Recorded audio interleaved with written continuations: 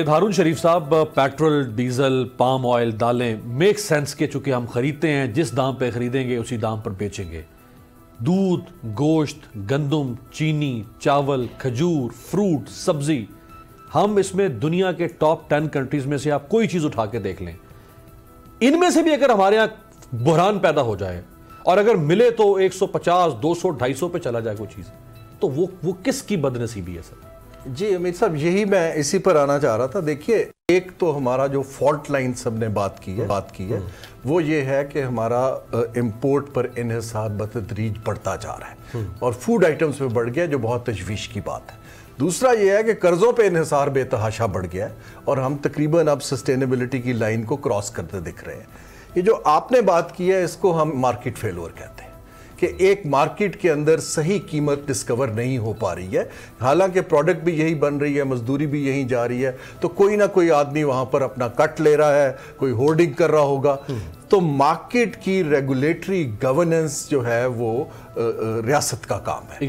اور یہ صوبوں کا اور بلکہ ضلع کی لیول کی ریاست کا کام ہے. فیڈرل گورنمنٹ جتنی مرضی کمیٹیاں بنا لے، اتنے مائنیوٹلی مائکرو لیول پہ نہیں، آپ کو وہاں پر اس کو ریگولیٹ کرنے کی ضرورت ہے، نہ کہ چھاپے مارنے کی ضرورت ہے یا آپ ان کو ایک پاپولزم یا معطل کر دیں، ویڈیوز بنا لیں. دیکھیں، یہ ایک سمپل ریگولیٹری فریم ورک ہے جو مارکیٹ کے پلیئرز کے ساتھ مل کر بنایا جاتا ہے اور ان کے ساتھ وہ ریگولیٹری کی امپلیمنٹ کیا جاتا ہے. تو یہ اتنے بڑے بڑے دماغ بیٹھے ہیں. یہ اتنی سی بات جو آپ نے کی میری سمجھ میں آ گئی، میں ایک اسٹوڈنٹ ہوں، ان کی سمجھ میں نہیں آ رہی. جی یہ آپ اگر دیکھیے تو ایک یہ جو صوبے کی اور فیڈریشن کی اور نیچے کی کوارڈینیشن کے اندر بالکل گیپ ہے. آئی ہارڈلی سی کہ اس مارکیٹ کے ایشو کے اوپر سب لوگ مل کر بیٹھے ہوں صوبے کے ساتھ اور ریگولیشن کی بات کی ہو. بات یہ کی گئی ہوگی کہ عوام کو دکھانا ہے کہ سبسڈی دینی ہے یا ہم نے کسی کو سسپینڈ کر دیا ہے. اس کو ہم پاپولسٹ شارٹ ٹرم انٹرونشنز کہتے ہیں. میں ابھی بھی عرض کرنا چاہ رہا ہوں کہ پاکستان جیسا ملک جو زرعی ملک ہے، ہمیں میسیولی انویسٹمنٹ زراعت میں کرنے کی ضرورت ہے. اور جو ہماری چل رہی ہے کیا کہتے ہیں کرچز کے اوپر انڈسٹری، اس کو اپنی نیچرل ڈیتھ ہو جائے گی اور یہ ملکوں میں ہوتا ہے. لیکن اگر ہم ان کو پیٹرنائز کرتے رہیں گے کچھ لوگوں کو اور ریئل سیکٹر میں انویسٹ نہیں کریں گے، پھر تو یہ کنزمپشن بیسڈ اکانومی رہے گی. کنزمپشن بیسڈ اکانومی جو ہے وہ امپورٹ پہ چلتی ہے اور ٹریڈ پہ چلتی ہے. چینوں میں فقات میں پرائم منسٹر کی چینی کے بارے میں قوم کو اتنی بڑی خوشخبریاں اور مافیا کو کچل دیں گے اور شوگر انکوائری کروائے گی اسکینڈل کے اوپر. اب لوگ تو ان کی باتوں پر اعتماد کرنا چھوڑ دیں گے. ایک وقت وہ آئے گا لوگ کہیں گے یہ ہمارے ساتھ جھوٹ ہے، منافقت ہو رہی ہے. آپ ٹھیک کہہ رہے ہیں، شاید آ چکا ہے. 3 سال سے آپ دیکھیے کہ میں تو ٹویٹر گورنمنٹ کہتا ہوں، آپ نے ٹویٹر پہ کیا بیان دینا ہے، آپ نے سوشل میڈیا پہ کیا کہنا ہے. تقریباً 90 سے 95% فوکس جو اب میڈیا کی حکومت کا رہا ہے وہ ٹویٹر اور سوشل میڈیا پہ اور تقاریر کے اوپر رہا. ابھی ایک چیز جو میں شفقت زیدی صاحب کی بات میں بڑے غور سے سنتا ہوں، ہمیشہ سنتا ہوں. ایک چیز جو میں کہنا چاہتا ہوں کہ ریاست پاکستان جو ہے وہ غریب نہیں ہے. ریاست پاکستان کے اوپر جو سب سے بڑا بوجھ ہے وہ حکومت پاکستان ہے. آپ اندازہ کیجئے کہ سال کا 400 سے 500 ارب روپیہ جو حکومت صرف بجلی کے سیکٹر میں ضائع کر دیتی ہو. تقریباً 2000 ارب کا قرضہ اکٹھا ہو گیا ہے پبلک سیکٹر انٹرپرائز کا، جس میں PIA، پاکستان اسٹیل اور پاکستان ریلوے جیسے ادارے ہیں. آپ سوچئے کہ 750 ارب روپیہ کا قرضہ اس وقت کموڈٹی آپریشن جو حکومت کرتی ہے.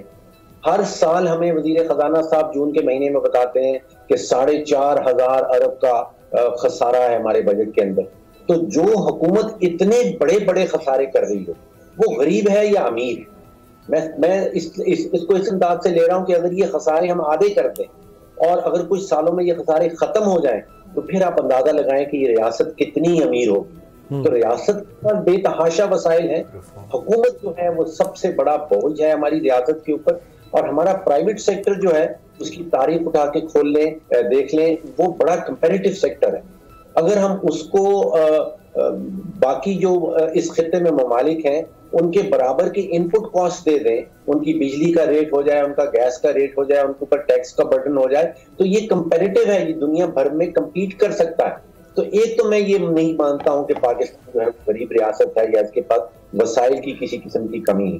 یہاں پہ اگر کمی ہے تو وہ کمی ہے ٹیم کی اور اگر ٹیم نہیں ہے تو پھر آپ کے پاس پالیسی نہیں بن سکتی، اور پالیسی صرف اسی صورت میں سامنے آئے گی جب آپ کے پاس ٹیم ہوگی۔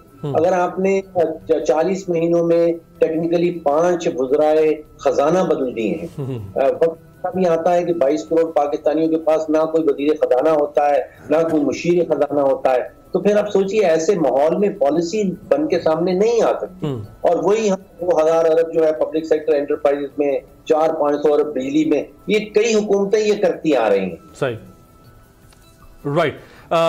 شبر زیدی صاحب، سر ہم کمبل کو نہیں چھوڑ رہے، یہ کمبل ہمیں نہیں چھوڑ رہا۔ یہ جو آئی ایم ایف ہے، آئی ایم ایف کے تو کہتے تھے شیکلز توڑ دیں گے عمران خان صاحب، اور آئی ایم ایف کبھی پاکستان کا رخ نہیں کرے گا۔ یہ تو آکٹوپس کی طرح ہمیں جکڑا ہوا ہے، نہ ہم چھوڑ رہے ہیں ان کو نہ وہ ہمیں چھوڑ رہا ہے، اور جو یہ ابھی ریسنٹ ویو آف انفلیشن ہے اس میں بھی آئی ایم ایف کا رول ہے۔ دیکھیں بات سنیں، میں فاروق صاحب کی بات کو سن رہا تھا، میں اپنی بات پہ قائم ہوں کہ پاکستان کا اسٹیٹ غریب ہے۔ ٹھیک ہے، میں مانتا ہوں یہ جو 400-500 بلین کی سبسڈی ہم دے رہے ہیں، مگر پاکستان کے پاس ایکسپورٹیبل سرپلس نہیں ہے۔ پاکستان جب سے بنا ہے اس نے $350 بلین کا کرنٹ اکاؤنٹ ڈیفیسٹ کیا ہے۔ تو یہ پہلے ہم اپنے دماغ سے نکال دیں کہ کسی ہم آئیڈیل اسٹرکچر میں بیٹھے ہوئے ہیں اور کوئی بندہ ہے جو اسلام آباد میں بیٹھ کے اسے خراب کر رہا ہے۔ یہ میں بالکل کلیئر ہوں کہ وہ صحیح نہیں کرنے کی صلاحیت رکھتا، وہ میں مانتا ہوں، مگر اس کے کسی بھی پاکستانی کے ہاتھ میں انلیس وہ پاکستان کے عمرانی نظام کو اور نظام کو پورا اوورہال نہیں کرے، یہ اسٹیٹ چلنے کے قابل نہیں ہے۔ پلیز میری بات کو، میں بہت بڑی بات کہہ رہا ہوں، یہ اسٹیٹ چلنے کے قابل نہیں ہے۔ آپ عمران خان کو لے آئیں، مشرف کو لے آئیں، زرداری صاحب کو لے آئیں، نواز شریف کو لے آئیں، یہ اسٹیٹ کیپچر ہو چکی ہے کچھ ایلیٹ کے ہاتھ میں، اور اگر کیپچر ہونے کے بعد ایک غریب اسٹیٹ ہے نا، اس کے بعد اگر کیپچر ہوئی ہے تو اس کا یہ حال بالکل جینون ہے۔ میں صرف یہ کہنا چاہتا ہوں کہ ٹھیک ہے، میں بالکل ایگری کرتا ہوں فاروق صاحب کی بات سے کہ 1000 بلین 1.5 بلین کا ہم اسٹیٹ خرچ کر رہی ہے، وہ ضائع کر رہی ہے، میں اس کو بھی مانتا ہوں، مگر میں جو کہنے کی کوشش کر رہا ہوں کہ پاکستان کی ایگریکلچرل پوزیشن، پاکستان کی ایکسپورٹیبل سرپلس، پاکستان کی، دیکھیں ہم تو وہ کنٹری ہیں جو لارج اسکیل مینوفیکچرنگ میں اسمبلنگ آف کار کو انکلوڈ کرتے ہیں کہ لارج اسکیل مینوفیکچرنگ ہے، وہ ہم نٹ بولٹ جھوڑ کے گاڑی بناتے ہیں، اسے کہتے ہیں ہم لارج اسکیل مینوفیکچرنگ کر رہے ہیں۔ صحیح بات۔ تو ہم کب تک اسمبلنگ یونٹ لگا کر، لیکن ہم کب تک جھوٹ بولیں گے لوگوں سے، کب تک ہم لوگوں کو دیں گے؟ ہماری ایگریکلچر کے اندر بہت بڑی ذات کی لائف اسٹاک ہے، وہ اس لیے ہے کہ ہم نے گنتی نہیں ہوتی۔ شبر صاحب یہ لائف اسٹاک، سوری یہیں پہ آپ سے کوشچن، آپ اس وقت تھے عمران خان صاحب کے ساتھ، جب عمران خان صاحب کمپلیٹ کرنے دیں مجھے، دیکھیں آئی ایم ایف کا کوئی تعلق نہیں ہے، آئی ایم ایف کا کوئی شکل نہیں ہے، میں نے آئی ایم ایف کے ساتھ بہت اچھا ڈیل کیا ہے، بہت ڈیل کیا ہے، وہ میری ان سے اب ٹیریسا جا رہی ہے، ان سے بھی میری ملاقات ہے اور آنے والے سے ملاقات ہونے والی ہے، مجھے ان سے کوئی شکایت نہیں ہے۔ مجھے شکایت جو ہے وہ یہ ہے کہ ہم سچ نہیں بول رہے، ہم یہ کیوں نہیں کہتے کہ پاکستان اکنومیکلی ایک مشکل ملک ہے، میں لفظ فیل استعمال نہیں کرنا چاہتا، ایک مشکل ملک ہے، اور مشکل ملک میں جو بندے اسلام آباد میں بیٹھے ہیں، چاہے وہ پارلیمنٹ میں بیٹھے ہوں یا وہ بیٹھے ہوں، مجھے آپ ایک بات بتائیے کہ نواز شریف صاحب کی شوگر ملیں ہیں، شجاعت صاحب کی شوگر ملے ہیں، جہانگیر ترین صاحب کی شوگر ملے ہیں، اور زرداری صاحب کی شوگر ملے ہیں، مجھے کیا انہوں نے کوئی بیان دیا کس چینی کی قیمت کم یا زیادہ ہے؟ کیا انہیں وہ بیان؟ میں شوگر کی اکنامکس کو الف سے بے تک جانتا ہوں، الف سے یہ تک جانتا ہوں، مجھے پتا ہے کہ شوگر میں کیا ہو رہا ہے۔ میں آج آپ کو ایک ریکارڈ پہ کہہ رہا ہوں کہ شوگر ملوں میں اگر کوئی ریکارڈڈ شوگر مل ہے تو وہ جہانگیر ترین کی ہے، یہ میں ریکارڈ پہ کہہ رہا ہوں آپ کے سامنے، اگر کوئی دھمکی ملے تو جہانگیر ترین کی ہے۔